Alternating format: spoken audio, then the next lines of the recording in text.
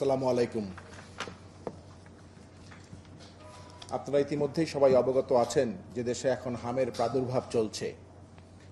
আপনারা জানেন হাম একটি ভাইরাস বাহিত রোগ। আমরা অনেকেই আমাদের জীবদ্দশায় হামে আক্রান্ত হয়েছি, কিন্তু সফল টিকাদান কর্মসূচির মাধ্যমে হামে আক্রান্তের হার অনেকখানি হ্রাস করা সম্ভব হয়েছিল। দুঃখজনকভাবে গত 2 বছরে এই টিকাদান কর্মসূচিতে ছেদ পড়ায় এবছর মার্চ মাস হতে হামে আক্রান্ত শিশুর সংখ্যা বাড়তে থাকে। গতকাল 14 মে 2026 পর্যন্ত এই 2 মাসে 54,419 জনের ভেতরে এই হাম এবং হাম সদৃশ উপসর্গ দেখা দিয়েছে। দুঃখজনকভাবে এর মধ্যে 70 জন হামে এবং 369 জন হাম সদৃশ উপসর্গ নিয়ে মৃত্যুবরণ করেছে। যেহেতু এই হামজনিত মৃত্যুর অন্যতম প্রধান কারণ শ্বাসতন্ত্র বিকল হয়ে পড়া এবং নিউমোনিয়া, সে কারণে আমরা দেশের বক্ষব্যাধি বিশেষজ্ঞগণ শিশু বিশেষজ্ঞদের সাথে বসে এই ব্যাপারে সবাইকে সচেতন করার উদ্যোগ নিয়েছি। আমরা সরকারকেও বিশেষজ্ঞ কমিটির মাধ্যমে এ ব্যাপারে করণীয় সম্পর্কে উপদেশ দিয়েছি। যে 4টি মূল বিষয়ের উপর আমরা গুরুত্ব দিয়েছি সেগুলো হলো: 1, অগ্রাধিকার ভিত্তিতে হামের টিকাদান কর্মসূচি অব্যাহত রাখা, যা আপনারা জানেন 5 এপ্রিল 2026 থেকে চলমান আছে। 2, দেশের প্রত্যন্ত অঞ্চলে উপজেলা, জেলা এবং বিভাগীয় পর্যায়ে স্বাস্থ্যকেন্দ্রগুলোতে ফিভার কর্নার স্থাপনের মাধ্যমে হাম প্রবণ এলাকা চিহ্নিত করা এবং প্রয়োজনীয় স্বাস্থ্যকর্মীর উপস্থিতি নিশ্চিত করা। 3, হামের চিকিৎসায় বিশ্ব স্বাস্থ্য সংস্থা অনুমোদিত একটি চিকিৎসা নির্দেশিকা বা ট্রিটমেন্ট গাইডলাইন্স প্রত্যন্ত অঞ্চলের চিকিৎসক সহ সব স্বাস্থ্যকর্মীর কাছে পৌঁছে দেওয়া। 4, বক্ষব্যাধি বিশেষজ্ঞ চিকিৎসকদের সংগঠন বাংলাদেশ লাং ফাউন্ডেশন এবং chest and heart association of বাংলাদেশের সক্রিয় সহায়তায় দেশব্যাপী হামের উপসর্গ শনাক্তকরণ এবং চিকিৎসা সম্পর্কে সবার মধ্যে সচেতনতা বৃদ্ধি করা। সরকারি উদ্যোগের পাশাপাশি আমরা চিকিৎসকরা বিভিন্ন স্বাস্থ্যকর্মীদের সহায়তায় সারা দেশের প্রত্যন্ত অঞ্চলে হামের প্রাথমিক চিকিৎসা দিয়ে যাচ্ছি। আমরা ব্যাপক ভিত্তিতে সারা দেশব্যাপী জনসচেতনামূলক কার্যক্রম শুরুরও পরিকল্পনা করেছি।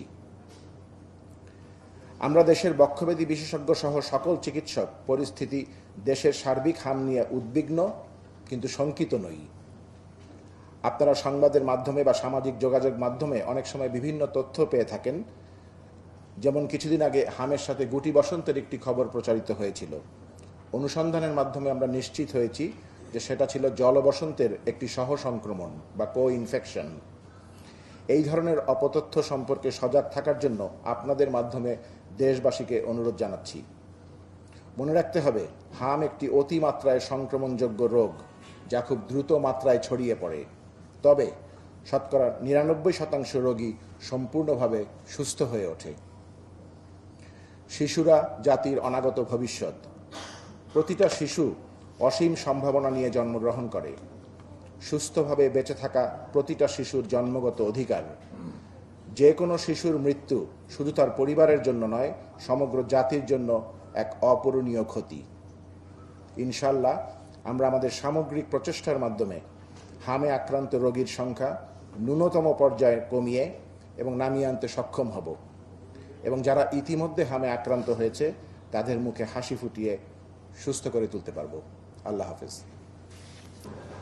তো এখানে কথা হলো যে হাম যদি হয়, সব হাম কিন্তু কমপ্লিকেটেড হয় না, এবং এই কমপ্লিকেশনের কতগুলো রিস্ক ফ্যাক্টরস থাকে। তার ভিতরে হলো একটা রিস্ক ফ্যাক্টরস হলো ম্যালনিউট্রিশন, এবং ম্যালনিউট্রিশন যে সমস্ত বাচ্চাদের থাকে তাদের উপর যদি হাম হয় তাহলে জটিলতাটা অনেক বেশি হয়।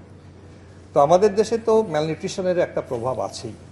তো এখন বিষয়টা হলো নিউমোনিয়া একটা জটিলতা, অবশ্যই একটা জটিলতা। এর বাইরে কিন্তু আরও কিছু জটিলতা আছে যেগুলো নিয়ে কখনো কখনো বাচ্চারা অসুস্থ হয় এবং তাদের সুনির্দিষ্ট চিকিৎসার মাধ্যমে সুস্থ করে তোলার প্রয়াস চালানো হয়। তো এর বাইরে কি, একটা বাচ্চার হাম হয়েছে, তার চোখটা কিন্তু হতে পারে, কর্নিয়াল অপাসিটি হয়, অন্ধত্ব হয়ে যেতে পারে। এটাও কিন্তু ডব্লিউএইচওর একটা সাইন, যেটা হলো যে সাইনের মাধ্যমে আমাদের হাসপাতালে নিয়ে একে ভর্তি করতে হয়। 2 নম্বর হলো অনেক সময় বাচ্চাদের নাড়িতে ইনফেকশন হয় এবং ডায়রিয়া এবং ভমিটিং নিয়ে তারা প্রেজেন্ট করে, এবং অনেক সময় দেখা যায় অনেক বাচ্চা সিভিয়ার ডিহাইড্রেশন নিয়ে আসে, পেশাব কমে যায়, ইলেকট্রোলাইট প্রবলেমস হয়ে যায়, এটাও কিন্তু একটা কারণ।